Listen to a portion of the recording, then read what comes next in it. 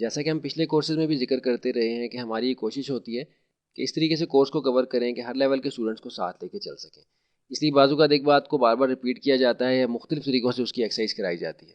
अभी नया working area define करने से मुतल्लिक हमने ऑप्शन समझी थी और उसमें हमने देखा था कि हमारे पास मल्टीपल आर्ट बोर्ड्स डिफ़ाइन करने के ऑप्शन है। जैसे कि हमने आप यहाँ देखा कि ये हमारे मल्टीपल आर्ट बोर्ड डिफ़ाइन हुए हुए हैं। जितने हम फाइल्स बनाते जा रहे हैं ये डिफरेंट टैब्स में आप देख रहे हैं, आपको यहाँ नज़र आ रही हैं। ये इतनी कॉम्प्लेक्स ऑप्शन नहीं है, इसलिए इसको दोबारा से हमें रिपीट करने की ज़रूरत नहीं है। हमने सारे आर्ट बोर्ड्स अपने क्लोज कर दिए। अभी होता इस तरह है कि आपका एक जो प्रोजेक्ट होता है डिज़ाइनिंग का, उसमें बाज़-औक़ात मुख्तलिफ कंपोनेंट्स आपने अलग अलग डिज़ाइन करने होते हैं। बिलफर्ज एक आपके पास प्रोजेक्ट आया है, उसमें आपको एक लेटर हेड डिफ़ाइन करना है, यानी जो एक पेज होता है जो कि अपने ऑफिशियल डॉक्यूमेंट्स के लिए आप इस्तेमाल करते हैं, उसमें ऑफिशियल लेटर्स के लिए इस्तेमाल करते हैं। उसके साथ ज़ाहिर है कि आपने एक एनवेलप, अगर आपको डिमांड आई है कि आपने वो डिज़ाइन करना है, मुमकिन है लोगो भी साथ हो, वो भी अलग से डिज़ाइन करना हो, और कोई ब्रोशर वगैरह हो वो भी आपने डिज़ाइन करना हो। तो हम ये नहीं चाहेंगे कि हम बहुत सी अलग अलग फाइल्स इनके लिए बनाएं। तो पहले इस तरह ही था कि हम अलग अलग फाइल्स सेव करते थे, हर चीज़ अलग फाइल्स में होती थी। लेकिन यहाँ हमारे पास ऑप्शन है कि डिफरेंट आर्ट बोर्ड्स को हम डिफरेंट साइजेस में डिफ़ाइन करके वो सारा कंटेंट अपने एक ही फाइल में रख सकते हैं। हमारे इस ब्लैंक कैनवस के ऊपर इस वक्त कोई भी आर्ट बोर्ड या वर्किंग एरिया डिफ़ाइन नहीं हुआ। फाइल के ड्रॉप डाउन मेन्यू में न्यू की ऑप्शन अच्छी तरह से समझ में आ गई है, किसी किस्म का कन्फ्यूजन नहीं है। यहाँ एक नया आर्ट बोर्ड हम डिफ़ाइन कर रहे हैं। आर्ट बोर्ड हम चाहते हैं कि हमारे पास यहाँ 4 आ जाए, हमें फ़र्ज़ी तौर पे रख रहे हैं कि 4 आर्ट बोर्ड हमने डिफ़ाइन किए हैं। किस सीक्वेंस में आप इनकी प्लेसमेंट चाहते हैं वो आप यहाँ से सेट कर सकते हैं। हम यहाँ अरेंज बाय रो में कर देते हैं। इन बिटवीन कितना स्पेस होना चाहिए इंचज़ में आपको यहाँ नज़र आ रहा है, कमो बेश कर सकते हैं। बाकी कोई भी ऑप्शन हम यहाँ चेंज नहीं कर रहे।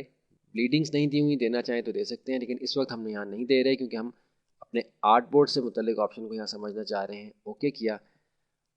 हम ये फ़र्ज़ कर रहे हैं यहाँ कि आपके पास एक प्रोजेक्ट है जो कि 4 मुख्तलिफ आर्ट बोर्ड्स के ऊपर डिफ़ाइन होना है।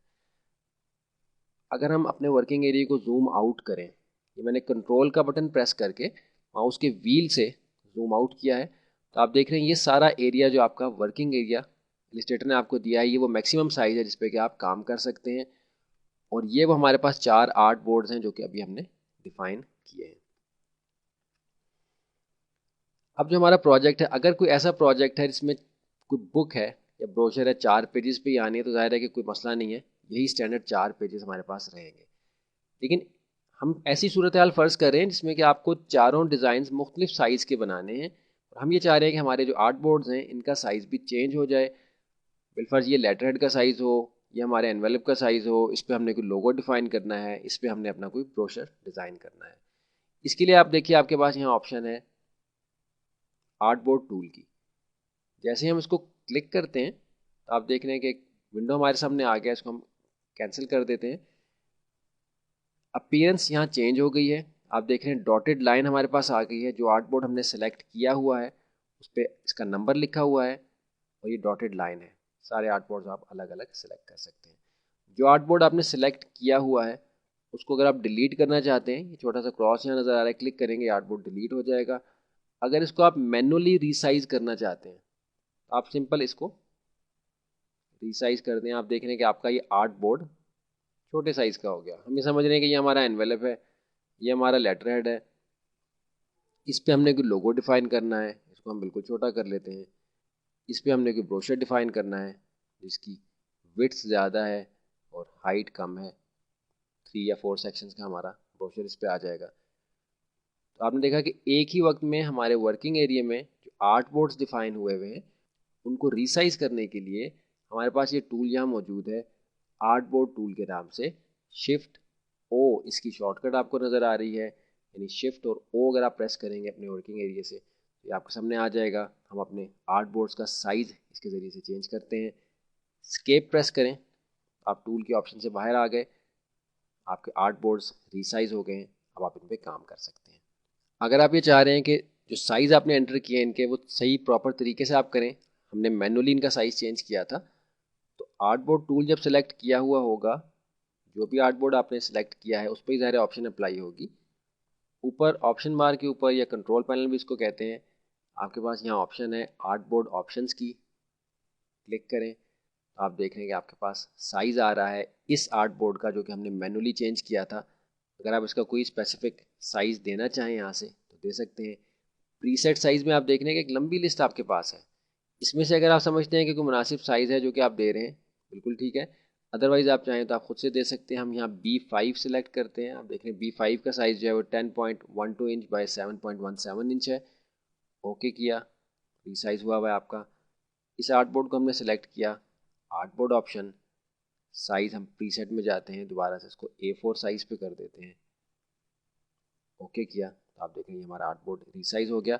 यहाँ आप देख रहे हैं कि आर्टबोर्ड जो है वो ओवरलैप हो गए हैं। ज़ाहिर है कि हम ये नहीं चाहेंगे कि हमारे आर्टबोर्ड जो है वो एक दूसरे के ऊपर इस तरह आए हुए हों। हम अपने आर्टबोर्ड्स की जो पोजीशन है वो भी अपनी सहूलत के मुताबिक चेंज कर सकते हैं। तो हमने यहाँ ये देखा कि हम एक ही फाइल में अपने प्रोजेक्ट के मुख्तलिफ जो एलिमेंट्स हैं उनको मुख्तलिफ आर्टबोर्ड्स के ऊपर रख सकते हैं। पहले इस तरह था कि हमें अलग अलग फाइल्स बनानी पड़ती थी या हमारे जो पेजेस थे वो अलग अलग होते थे सारे। तो लफ्ज़ जो पेज है वो इलस्ट्रेटर में इस्तेमाल नहीं होता। हम पेज को हम यहाँ आर्टबोर्ड कहते हैं। ये आपको समझना आसान हो कि इसको अगर हम पेज कहें तब भी आपको समझ में आ जानी चाहिए कि आर्टबोर्ड से हमारी क्या मुराद है। इस ऑप्शन को बेहतर तरीके से ज़हनशीन करने के लिए फाइल के ड्रॉप डाउन मेन्यू में न्यू के ऑप्शन से एक डॉक्यूमेंट क्रिएट करें जिसमें कि आप अपने आर्टबोर्ड्स की तादाद ज़्यादा रखेंगे। हमने 4 रखी थी, हम यहाँ 3 कर देते हैं। ओके कर दिया। आप देख रहे हैं 3 आर्टबोर्ड्स के साथ आपके पास एक वर्किंग एरिया आ जाएगा इस शक्ल में। इन आर्टबोर्ड्स के साइज़ आपने चेंज करने हैं। आर्टबोर्ड टूल आपके पास है, शिफ्ट ओ इसकी शॉर्टकट है। आप देखिए अभी शिफ्ट और ओ मैंने प्रेस किया कीबोर्ड से, हमारे पास ऑप्शन आ गई। मैन्युअली रीसाइज़ करना चाहते हैं, रीसाइज़ कर सकते हैं।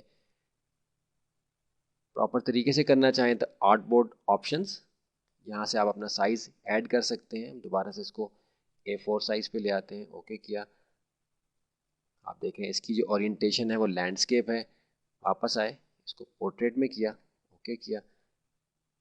पोजीशन इनकी चेंज करना चाहें, इनको रीसाइज़ करना चाहें, इनके साइज़ को सही तरीके से डिफ़ाइन करना चाहें, इन सारी ऑप्शंस को थोड़ा सा प्रैक्टिस करेंगे ताकि वर्किंग एरिया को डिफ़ाइन करने के मुतालिक कोई कन्फ्यूजन आपको ना रहे। आगे जा रहा है कि हमने इस वर्किंग एरिया पे काम करना ही सीखना है, लेकिन बुनियादी तौर पे इसके ज़रिए से आपको पता है कि जो प्रोजेक्ट आपको मिला है उसको शुरू करते हुए आप किन चीज़ों का ख्याल रखेंगे।